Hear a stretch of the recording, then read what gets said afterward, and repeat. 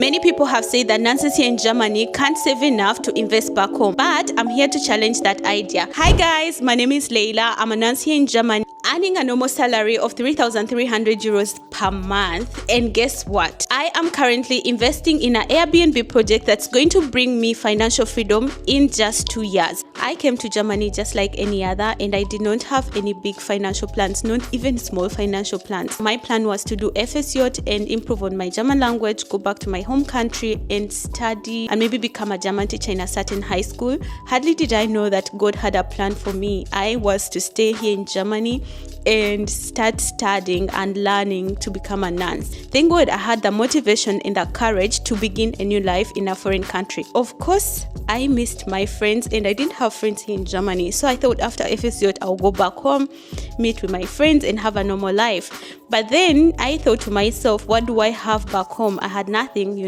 I was just going to begin from zero. So I was like, after learning here the Ausbildung, you get a job immediately. So I was like, that's a better option than going back home and begin from zero, where the job is even not going to be a sure deal that I'll get it. So I ended up signing the contract for the 3 years Ausbildung, which extended the time that I had to stay here in Germany. And after the Ausbildung, I immediately got a job and I started earning money. But then, like I said, I did not have any financial plans.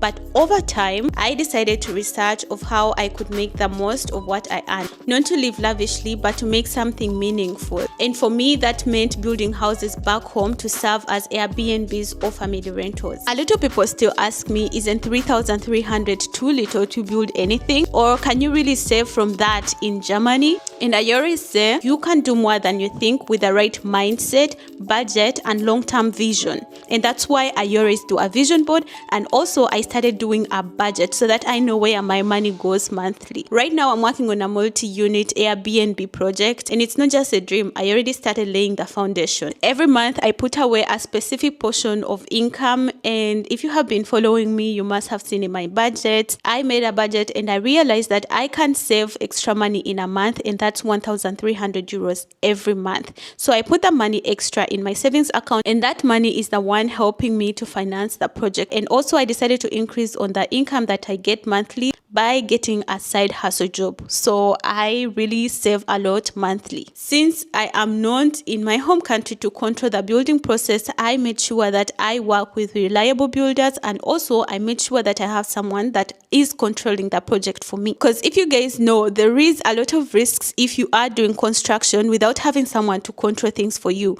Maybe the builders could steal the material, the construction material, or they would overcharge you for things that they are not doing. So what I did is to involve my brother now. This is not the first time that I'm working with my brother. We constructed the house of my parents together with my brother, and he was the one managing it. So he is really good and the perfect person to manage this project for us. Let me be honest, 3,300 isn't a fortune, but if you plan well, avoid unnecessary debts, and keep your goals clear, you can stretch every euro. At the end of the day, it's all about priorities. When you know what you're building, trust me, you will not waste your money on unnecessary things. You will be focused. To all the foreign nurses who are here in Germany, or to the nurses who are still coming into Germany to work and support family, do not give up and do not believe the rumors that you cannot save from the salary that you earn here in Germany as a nurse. Your salary might not look much on the paper, but it's not about the amount, it's about your mindset and your priorities. Believe me, with your salary, you can build, you can invest, and you can plan for your future. I'm doing it, and so can you. So right now, I'm just going to be showing you guys at which stage we are with the project. We have already started constructing, like I said, and like I shared in my previous video, we are at the foundation brick. Now we already finished the foundation. We are at the brick stage where we have to construct the bricks to bring the foundation up, and it's raining a lot in Uganda.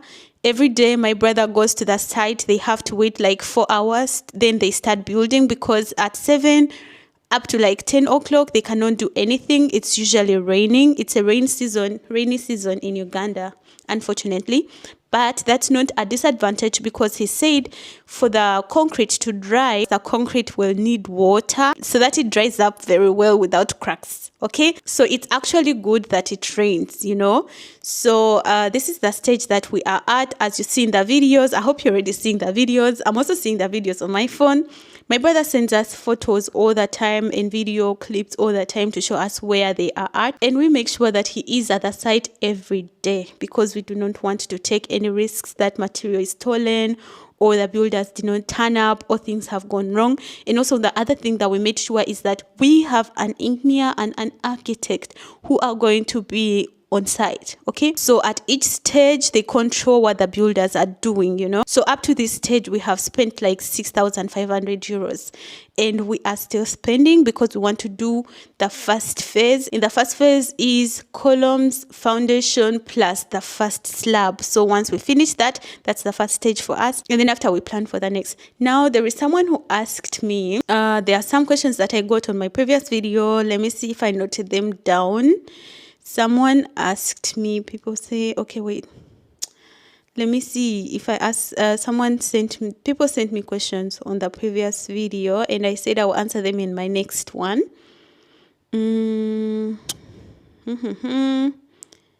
Let's see.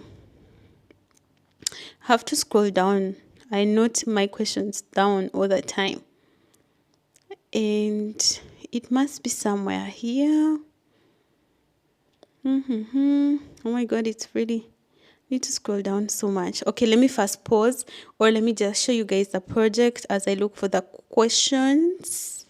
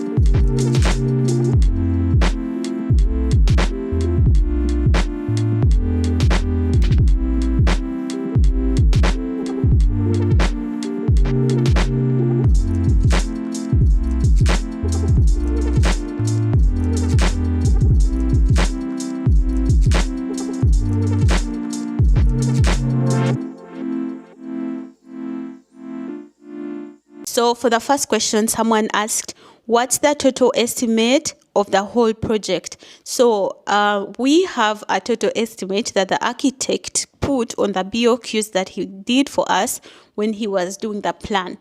But he over-exaggerated the prices of the material, because when my brother went to the hardwares to check out the prices of the material there, they were not the prices the architect had put on the plan. I think the architects, when they're doing the plan, they put more than what the product costs, just in case to not maybe like be surprised if your budget is not enough, you know. So they put a little bit of higher, they put them on the higher prices. So what we did is we asked my brother to follow the architect BOQs and go to the hardwares and find out the real prices there, and then we do our own BOQs with help of the engineer. So for the first phase, it's going to take us 10,000 euros. And I believe each phase might be costing us the same because the slab costs the same. I believe that's what I think. So if you ask me how much the project might cost, I would maybe estimate around maybe 40,000 euros. Yeah, that's my estimation, but I'm not yet sure. But if I find out, let's first finish the first phase. Let's first finish the ground floor, and then after that, will show us how much the next floors are going to be costing, because we're going to do the ground floor, first floor, and the third floor, and that's it. And then we shall see. Yeah. And then the next question is buying. How was the buying land process, research, and research on land and land ownership. So when we were buying land, we did a lot of research. We had people, bloggers, who were searching the land for us, and then my brother would go and look at that land, make photos for us. And we also had to check, does the land have water, electricity, and a road?